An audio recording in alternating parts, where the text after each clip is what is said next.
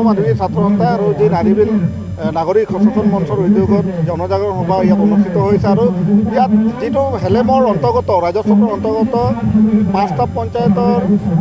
যি 25খন অবড়ো গাঁও বিটিআৰত অন্তৰ্ভুক্ত কৰাটো আমি সদৌ অসম আদিবাসী ছাত্ৰ সন্থাটো তীব্ৰ বিৰোধিতা কৰিছোঁ আৰু ইয়াৰ এটা হৎকাৰী সিদ্ধান্ত এটা অগণতান্ত্ৰিক পন্থা বুলি আমি ক'ব বিচাৰোঁ কাৰণ য'ত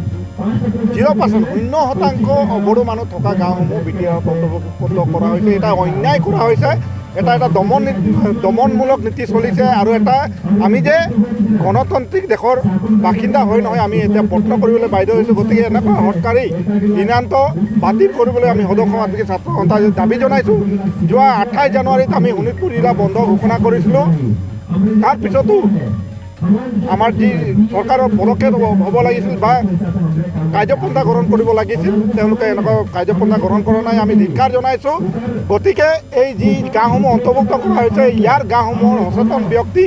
নাগৰিক মঞ্চ আছে তেওঁলোকক বিশ্বাসত লৈ আলোচনা কৰি এই গাঁওসমূহ অন্তৰ্ভুক্ত কৰাৰ প্ৰচেষ্টা কৰক এয়াই আমি সদৌ অসম আদিবাসী ছাত্ৰ সন্থা হৈ আহ্বান জনাইছোঁ ৰাইজ ইয়াত উপস্থিত হৈছে আৰু ইয়াৰ এটা জনজাগৰণ সভা যদি ইয়াৰ পিছতো চৰকাৰে বা স্থানীয় প্ৰশাসন বা বিধায়কসকল বা সাংসদসকল ব্যৱস্থা গ্ৰহণ নকৰিলে নাৰীবিল সচেতন নাগৰিক মঞ্চ ইয়াতকৈ প্ৰবল আৰু বিশাল গণতান্ত্ৰিক প্ৰতিবাদী কাৰ্যসূচী বা প্ৰতিবাদী সভা গ্ৰহণ